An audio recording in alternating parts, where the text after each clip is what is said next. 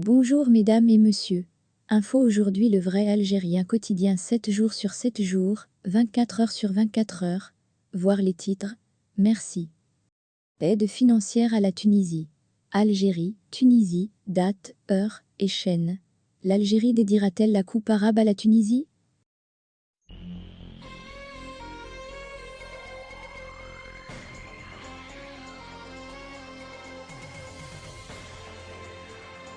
Moins de 2 heures nous séparent de la finale de la Coupe arabe.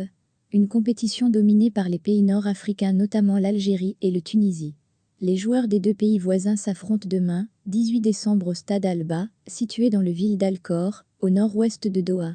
Le match opposant les Fennecs aux Aigles de Carthage aura lieu à 16 heures, heure algérienne, GMT.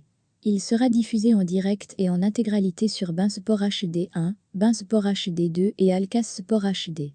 À cela s'ajoute le chaîne YouTube de la FIFA, accessible depuis l'Algérie uniquement à travers un VPN. Madji Bouguera, devenu un bon entraîneur en si peu de temps, ne pense à aucun autre scénario hormis celui de gagner. Après avoir réalisé une victoire historique face au Maroc et au Qatar, le jeune coach est plus que jamais motivé. Il a indiqué que la manière de jouer de l'équipe tunisienne a été analysée de A à Z. En effet, le final sera disputé avec la même détermination à laquelle on s'est habitué, a déclaré Madji Bouguera lors d'une conférence de presse tenue aujourd'hui, le 17 décembre 2021. Par ailleurs, le sélectionneur national s'est exprimé sur la motivation des joueurs, notamment le star Belheli, dont le contrat avec le Qatar SC a été résilié au lendemain de matchs historiques entre l'Algérie et le pays hôte.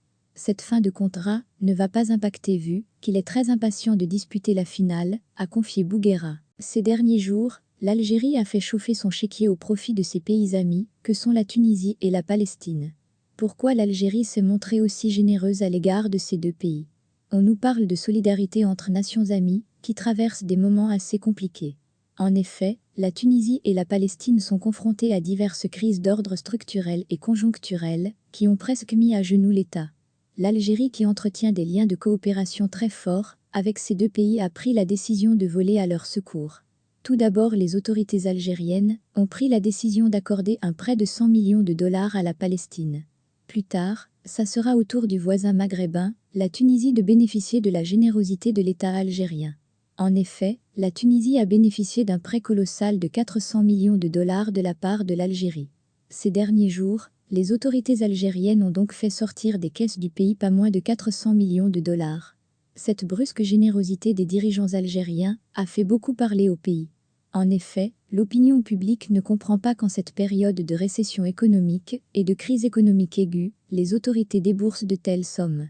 Même si c'est dans le cadre d'une coopération et qu'il s'agit de prêts, une grande partie de la population a fustigé ce geste financier.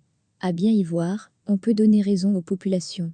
En effet, les Algériens tirent actuellement le diable par la queue, les ménages peinent à joindre les deux bouts à cause de l'inflation galopante.